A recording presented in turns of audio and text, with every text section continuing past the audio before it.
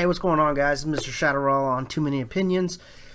I want to talk about horror movie franchises because something has come up recently that I took notice of, and it's some movies that movie studios have put in line to hopefully make classic horror movies a franchise. You know, franchise is a big thing right now with Marvel, Star Wars, and whatnot. And of course, it's always been kind of a big thing, but people want to make money, so for the dramatic feel, I thought we'd go with the classic black and white classic horror movie. So that's with the and it's not because I screwed up the webcam.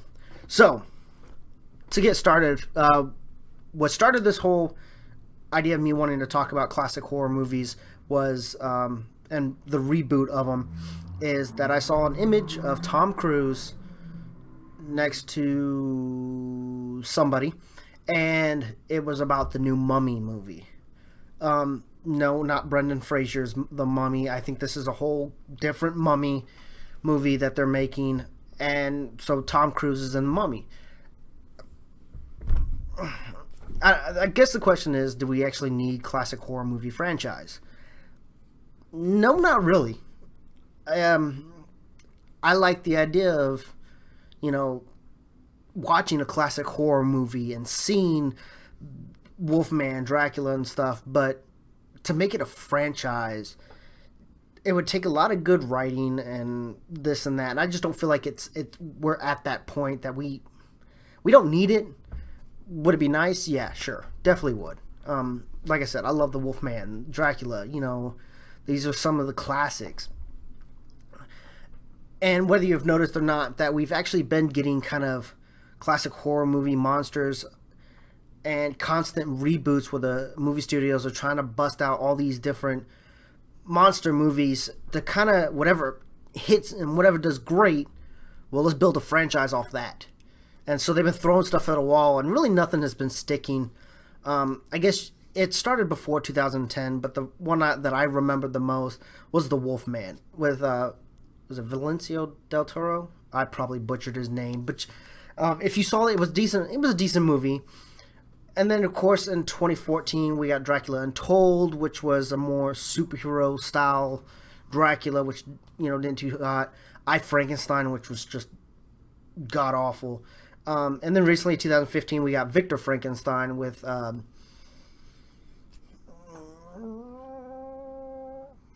Professor Xavier, whatever his name was. Damn, I don't remember what his name was. And Daniel Radcliffe was in it. He played Igor, whatever style movie you want to watch. And so we've had constant, classic horror movie monster movies that we are trying to get to be the next starter franchise, kind of like Man of Steel. Nothing has really stuck. I think that's what they're hoping to do with The Mummy. But what I don't think they realize is casting doesn't mean money. The reason that we haven't had one, a franchise started yet, is because the writing, the story itself has not been good. You can get great actors and people will go see those great actors, but if the movie's not good, then the reviews are not going to be good. The storyline just doesn't carry. It takes more than just a good actor to do these movies. With Tom Cruise is starring in The Mummy, which I've said, he's not the Mummy. He's, I guess, playing Brendan Fraser style of character. I don't know. I haven't heard too much of it. I know it's supposed to come out either this year or or next year. But the article I was reading actually had a bunch of these films and big name actors tied to these films, whether they're actually tied to them or who the movie studio would like to see play these characters. Whole another story. But what I saw was Johnny Depp was playing the Invisible Man, which I think is a great idea. Because he's played a lot of the same characters, I know this, but he does have a wide range. And his sarcasm and his seriousness, and he could play that creep factor too, makes me believe that he could play an Invisible Man. So I'm actually, I want to see where this one goes. I really do want to see where this one goes. Another thing was that Russell Crowe is Dr. Jekyll. They didn't say he was cast, it says is Dr. Jekyll. So it's kind of, I realize I've been looking at the wrong page. As always, guys, I have notes. Because I get sidetracked and I just go on and I forget what I want to talk about, so I have to do this. I love Russell Crowe. I think he was phenomenal in Man of Steel. I think he's just overall a awesome actor. He's pretty much been in the spotlight since Gladiator. I know he's probably done stuff before then, but I can't think of anything. When I first noticed him was in Gladiator. And he's an actor with a lot of range and a lot of skill, and he can bring a lot to a film. Now, the one that I heard a while back, and I actually didn't believe at first until he tweeted about it, was Dwayne Johnson, The Rock, playing the Wolfman.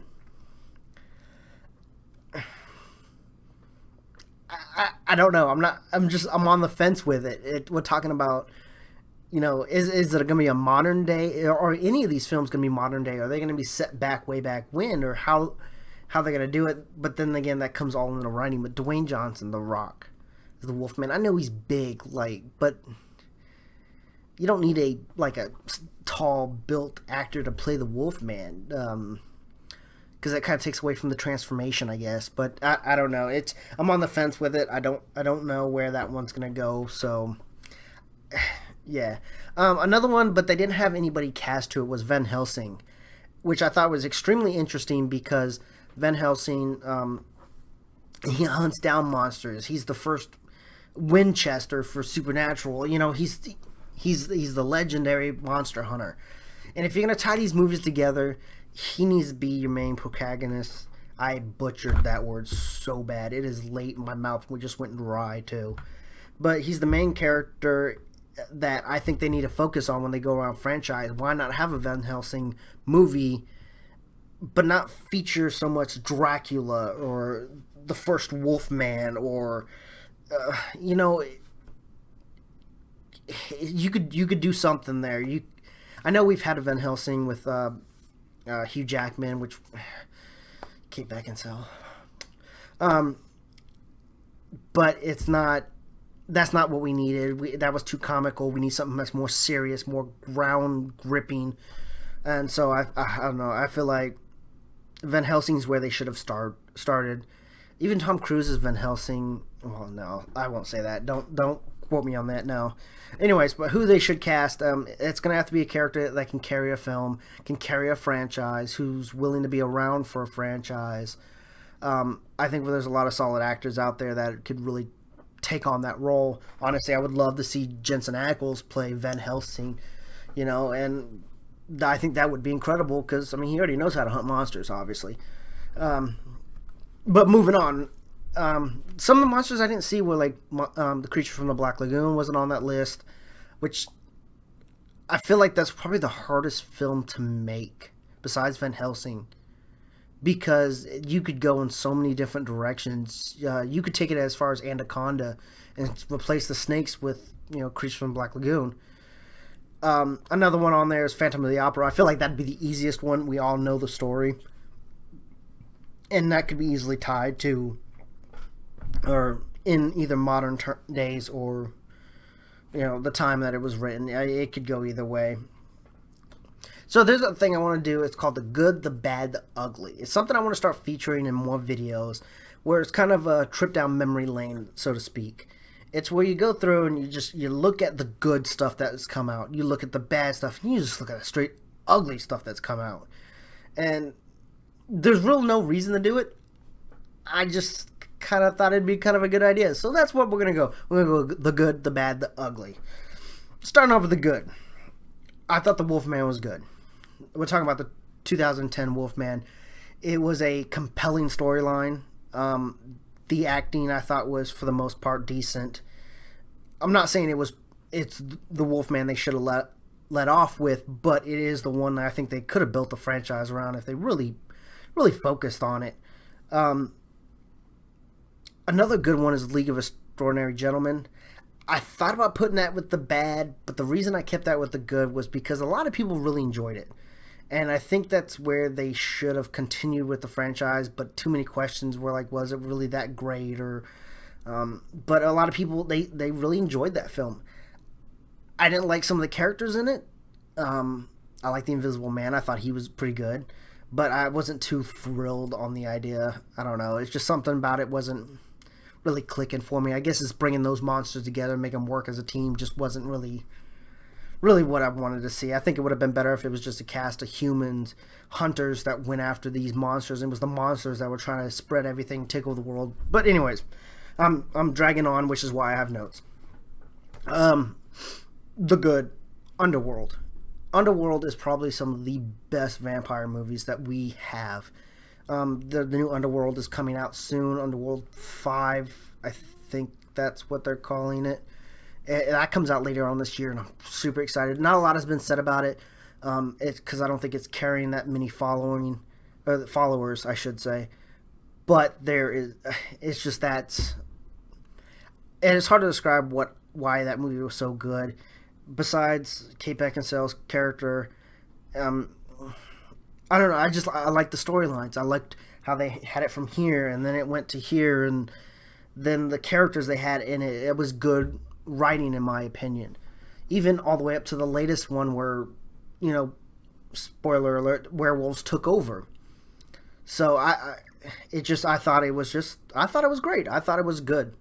The last one on my list, as far as good movies, is Bob Abbott and Lou Costello. Meet the Wolfman, Dracula, Invisible Man, whatever. They were funny. They were black and white. They were great. I'm just going to leave it at that. The bad. Dracula Untold. It was a good movie, but it's not what we really needed in a reboot. Or it took him and it kind of made him like a superhero. And it just, I don't know. Something about it just wasn't like it. Vlad the Impaler, if you know the story of Vlad the Impaler, he was a monster. He did some despicable things, and he was a monster. And to play him as a hero, I know it was trying to get people to relate to the character more, but he needs to be the bad guy. And we've seen so many Dracula films that they've killed Dracula. They've beaten Dracula down to nothing. To where it's like, we get it. We know what he was about. And it just... So, Dracula Untold just wasn't what it needed to be. And the storyline just wasn't what it should have been. And so that's why I just put it in the bad. Now, it wasn't ugly like these last two that I have. And I really could have thought more, but just the two that stood out for me was I, Frankenstein, which came out in 2014, was a god-awful mess of, was it angels versus gargoyles or some shit? I don't know. I honestly don't know. I watched it and I was just like, this is freaking awful. Frankenstein needs to be in pieces. This arm needs to be bigger than this arm. Because he was a puzzle piece put together. But in the film, it was just a guy and he had stitching. But you could tell he was the same person. And it just... that was one of the things that ruined everything. Then, again, they tried taking a monster and putting him into... sorry, I just got this beanie. I'm still trying to get the fit right. And, yeah, it just... I don't know. It was bad. It was bad. The story was bad. The acting was bad. The freaking character was bad. Whatever. It was all sucked. But the last one on my list is probably the absolute worst, and that was Twilight. Twilight killed off vampires. No one ever sees vampires as being the monsters they are. Now they're fluffy little characters that shine in light and stupid ass shit. And I've said this before, and I'm going to say it again over and over. I could have fixed Twilight. I could have made it so much better of a film. I can make it better of a book. Don't call them vampires. First of all, first thing is first. Don't call them vampires. They're not vampires. They're fairies with fangs. They sparkle. Fairies sparkle. Fairies in old mythology had sharp teeth, and tooth fairies used to eat your teeth, and so fairies with fangs. Better story. Because guys are going to the movies with a girl thinking, oh, go see a vampire flick, and next thing you see this shit show, and you're just like wanting to watch Underworld just to kind of save your idea of what vampires should be. The werewolves. Those aren't werewolves. They're witches with dog fetishes. If anything, call them changelings. End of story. Makes more sense. Everything would just make more sense at that point. Just gonna leave it at that. We're done with that. Moving to the next topic. Because that one just frustrates the hell out of me. Matter of fact, those last two movies just frustrate the hell out of me. To make it a good franchise, and I've said this and I beat it, it all comes down to writing. The writing will fix everything. The writing is what's going to be carrying the story. And when you come with a franchise, you need a villain that's going to last the franchise till the very end. It's like a video game. You see the bad guy, but you got to fight all the little bad guys all the way up to the last one. That was franchise needs to be the monsters. This is super important. Movie studios, all of you, if you want a vampire, give him sharp teeth, a little charisma, maybe a little psychotic, but he doesn't need to fucking turn into a goddamn demon. Okay? They were meant to blend in. Stealth killers. You don't need the whole freaking over giant wings. We don't need that shit. We really don't. Stick to the basics. Transform into little bats. Stick to the basics. You don't have to go all out. Werewolves. You know what a werewolf has to look like. You don't need to make them 20 stories tall or some stupid shit. Stick to the basics. We know what classic horror monster movies look like. That's what we need to stick to. We need to stick to it. You don't need to go all out and try to do this or that or this or that. Stick to the simple fact that this is what the monster looks like. You don't gotta go all surprise and M. Night Shyamalan and the whole shit where it sucks. That's just my opinion. And with that being said, that is all I have on my little pages notes, and I got more stuff, but it's for different articles and whatnot. So thanks for watching, guys. Make sure you hit that subscribe button, hit the thumbs up, all that good stuff. You follow me on Facebook now. I got a Facebook page that is all about this stuff, that I post little articles here and there when I'm supposed to be working, but I'm not really working.